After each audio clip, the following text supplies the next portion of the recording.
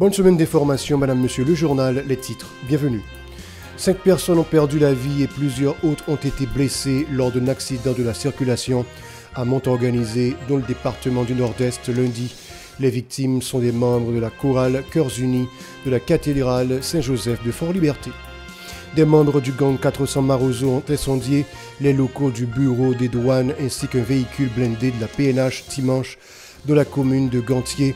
À la suite de ces incidents, l'institution policière a apporté des précisions et a annoncé le renforcement des mesures de sécurité. Les examens du baccalauréat de l'année académique 2023-2024 ont débuté ce lundi et prendront fin jeudi prochain. Plus de 121 000 candidats sont attendus selon le MENF. Par ailleurs, des responsables de centres d'examen ont affirmé que la première journée s'est déroulée sans incident. 12 personnalités composent le cabinet du chef du gouvernement Gary Coney, selon une liste qu'il a présentée lundi sur son compte X. Il a également appelé les autres ministres à en faire de même. Vers la formation du Conseil électoral provisoire CEP, plusieurs secteurs, dont celui des droits humains, continuent de dénoncer le processus de choix de leurs représentants au sein de l'organe électoral. Restez avec nous pour le développement. De retour, madame, monsieur, comme annoncé en titre, de nouvelles exactions continuent de se commettre par les hommes armés dans le pays, notamment dans la région métropolitaine de Port-au-Prince. Des membres du gang 400 Marozo ont incendié des locaux du bureau des douanes ainsi qu'un véhicule blindé de la police nationale d'Haïti PNH dimanche de la commune de Gantier. À la suite de ces incidents, le chef du gouvernement Gary Coney, le ministre de la Justice et de la Sécurité publique, M. Carlos Hercule, et le directeur AI de la PNH, Ramon Normil, ont réalisé une séance de travail pour définir un plan de réponse stratégique contre les malfrats à Gantier. Le gouvernement assure dans une note rendue publique que des dispositions sont prises pour avoir la présence des policiers sur tout le territoire national. Il faut souligner que selon une note émanant de la PNH, le véhicule blindé incendié était abandonné de cet espace depuis plusieurs jours à cause d'une panne. Elle informe qu'elle continue de maintenir un dispositif de sécurité renforcé de la commune de Gantier. Par ailleurs, samedi, un policier haïtien et un Jamaïcain ont été blessés lors d'une attaque des gangs armés sur une embarcation transportant des passagers de l'autorité portuaire nationale APN. Le bateau venait de Port-au-Prince et avait pour destination Miragoâne, alors qu'un autre bateau venait assister et remorquer l'embarcation en difficulté. Les bandits armés ont enlevé son capitaine. Au moins 5 personnes ont été arrêtées lundi au Cap-Haïtien pour fraude aux examens officiels de baccalauréat. Il s'agit de Destinée Élie, 25 ans, Eugène Jean Wild, 32 ans, Pierre Leslie, 23 ans, Mondésir Raymond, 26 ans et Pierre Wendel, 23 ans. Ils ont été surpris en train d'envoyer des réponses à des candidats de NS4 en salle d'examen. Les examens officiels du nouveau secondaire 4 ont débuté le lundi 5 août 2024. D'après le MENF, 121 006 candidats sont inscrits pour subir les épreuves de l'année académique 2023-2024. Le responsable du centre d'examen de l'institution adventiste ou l'histogramme de la Bible indique que 204 des 240 candidats attendus ont été présents dans les 10 salles d'examen disponibles. Il déclare que la première journée des épreuves s'est déroulée sans incident. Suivant sa déclaration au micro de Véron Arnaud et de Max Rony Orissin. Dans le premier jour, nous étions supposés recevoir 240 élèves, à raison de 24 élèves par salle. Mais nous ne sommes pas arrivés et recevoir les 240. Pour l'instant, nous avons 204. Pour l'instant, tout a déroulé très bien. Sauf que nous avons un petit retard. Au lieu de nous commencer à 9h avec passation texture à 9h30. Donc toute bagaille passait très bien. Aucun incident à regretter pour l'instant. Le contexte est assez difficile, pour ne pas dire très difficile même. Et c'est ça qui expliquait que 240 timounios nous pas arrivé et accueillir matin. Situation sociopolitique, situation socio-économique jouait pour beaucoup. Après l'examen, m'attends que timounio, parents, l'école capable de jouer une satisfaction et qu'un pile d'élèves capable de réussir. Plus le responsable a exhorté les autorités à prendre les mesures nécessaires pour permettre la réouverture des classes pour l'année académique 2024-2025 dès le mois prochain. Ces propos. Que l'État est capable d'assister Timounio, assister parents yo, qui ont une situation économique difficile. C'est vrai que nous n'avons pas de date pour rentrer dans les classes, mais quand même, la privée a grand pas. Parce que nous sommes dans le mois d'août, je dis c'est 5 août. Donc, généralement, rentrer des classes seront faites en septembre. Mais question que nous avons posée nous à ça, est-ce que le ministère a privé organiser rentrer des classes là dans le mois de septembre, j'ai l'habitude de faire.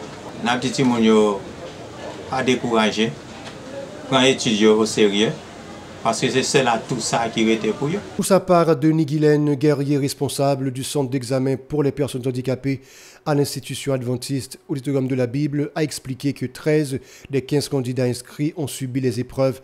Elle a affirmé que 2 non-voyants ont dû composer de la commune de Carrefour à cause de la situation sécuritaire. Suivez. Ils sont 13. Ils ont fait de leur mieux pour arriver ici parce qu'ils ont passé des années à préparer un examen. Donc, malgré les sécurités, malgré les problèmes, ils ont fait de leur mieux pour arriver ici. Bon, ils se sentent très bien parce qu'ils ont des encadreurs. Comme nous avons des non-voyants, ils ont des encadreurs de façon à écrire pour eux.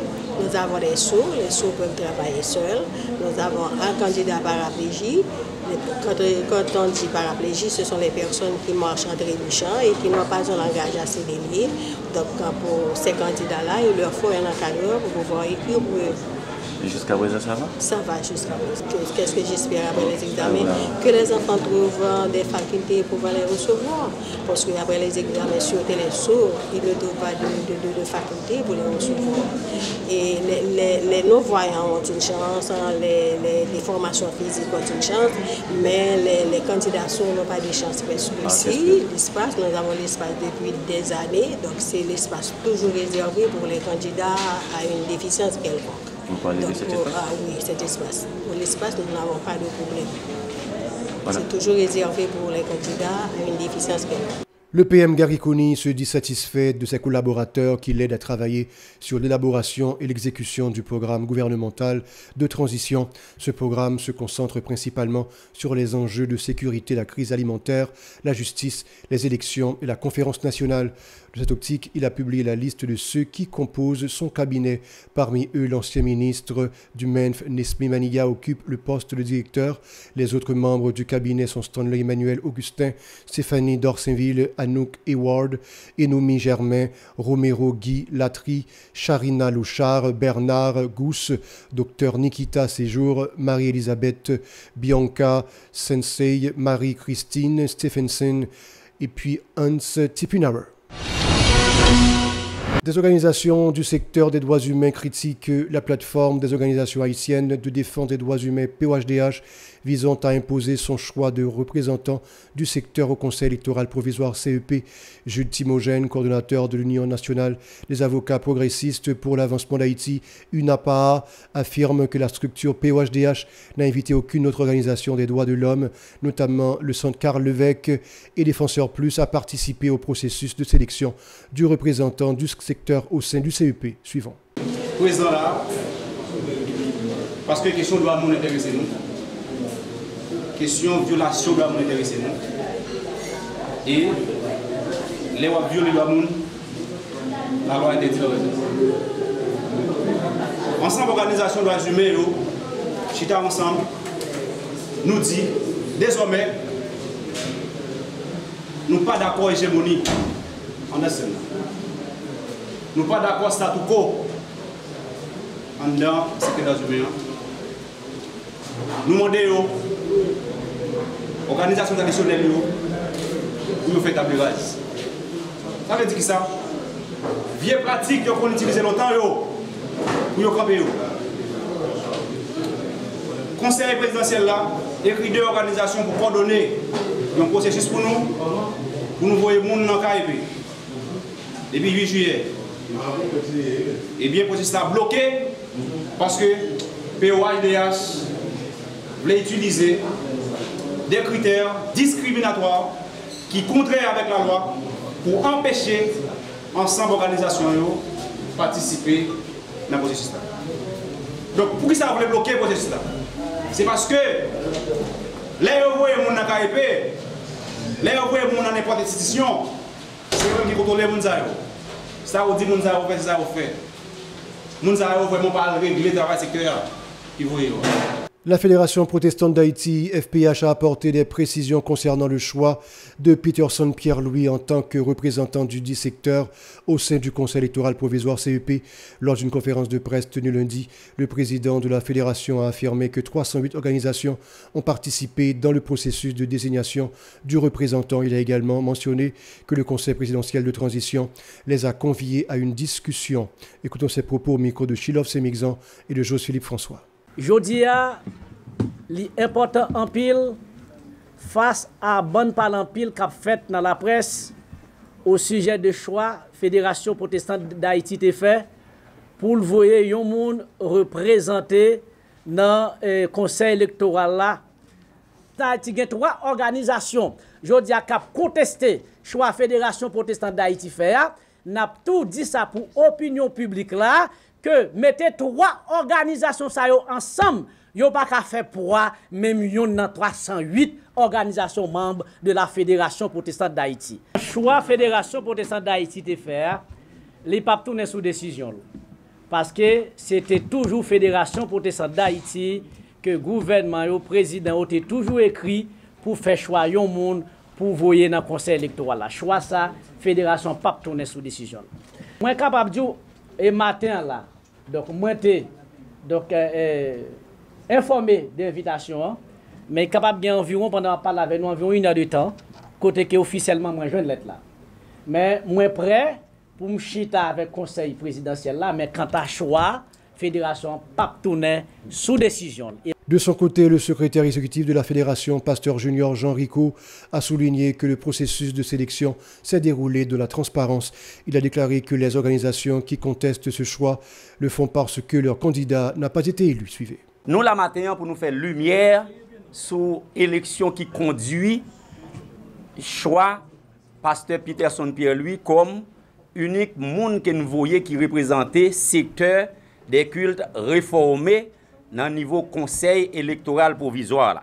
Et nous te prenons dossier avec procès verbal élection, nous retournons le bail secrétariat général palais national. Donc, ce qui passe là, c'est aigri qui maigri. C'est perdant qui calcitrant, qui te fait primaire, qui voyait un monde et lui déposer dossier. L'elfin fait élection, encore deuxième élection, c'est lui gagne. Puis ça tout parler ça yo. Oui, ça tout parler en dans secteur qui pral vinn faire ni moun qui pas converti pral fouer bouche dans affaire nous, y compris moun qui converti. Donc, moi crois que comme président so dit nous, fédération pas gen maître. C'est un organe démocratique. Chaque 4 ans élection. Donc tout le monde des protestants ou qui vinn diriger fédération protestante d'Haïti qui gagne toute grande mission dans le pays à la donne, toute grande ligue yo, toute grande organisation chrétienne yo fait partie des fédérations protestantes d'Haïti. Des citoyens des quartiers de Champ de Mars et de Canapé Vert critiquent vivement l'inaction du Conseil présidentiel de transition, affirmant qu'aucun changement n'a été apporté dans le pays plus de 3 mois après son installation. Les citoyens fustigent que la situation sécuritaire continue de s'empirer au jour le jour, malgré le déploiement de plusieurs contingents de la mission multinationale de soutien à la sécurité MMSS. De plus, concernant la venue prochaine des éminentes personnalités annoncées par le coordonnateur du CPT Edgar Leblanc-Fils, suite à sa participation à la 47e session de la CARICOM, les citoyens déclarent que ces personnalités viendront uniquement pour régler leurs affaires personnelles et satisfaire les acteurs politiques du pays qui, selon eux, continuent de privilégier leurs intérêts mesquins au détriment de ceux de la nation. Suivez. Bon, jusqu'à maintenant, on a toujours pensé que nous étions habitués à penser négatif parce que nous avons toujours gagné en tête, mais pas qu'on va essayer de faire dans le pays. Parce que les forces qui viennent pour protéger bien les qui déjà dans l'État, comme si nous avons dit grand nègres qui finissent à craser le pays, continuer à protéger grand nègres. Et puis nous-mêmes, les malheureux, nous avons toujours été subis. Nous-mêmes, chauffeurs moto, nous n'avons toujours pas de sécurité, nous n'avons toujours pas de sécurité, nous n'avons toujours pas qu'à occuper madame, nos petites, nous, l'école petite, madame n'a toujours pas qu'à payer pour nous. Jusqu'à maintenant, nous n'avons rien ce pays à faire. M'a aucun pion qui posé qui dit CPA ça c'est premier pion qui opposé dans le pays. Jusqu'à maintenant, si pral gon un résultat positif, peut-être les capi devant, mais jusqu'à maintenant beaucoup de résultats positifs. Malgré tout changement qu'a fait dans le PNH, beaucoup aucun résultat positif. Au contraire, c'est nèg azamio qui continue pour territoire, qui continue factualité, qui continue bloquer pays. Moi-même c'est nèg konyon grand bois, m'pas ka passer là en bas mon kabit mal konyon grand bois. Jusqu'à maintenant pas gon bagay sérieux qu'a fait dans le pays. Ça quoi insécurité pour moi, les gens gomba ka manger c'est insécurité bien. Pour ça me concevoir. Parce que normalement m'ba toi le moment nèg doit faire actualité ou encore son film qui gagne capoter dans le pays. Pour moi ça va déranger jusqu'à maintenant. Parce que son film cap monter moi doit film dans le commencement et le finissement. Voilà, c'est tout pour le journal. Restez avec nous pour la suite de la programmation.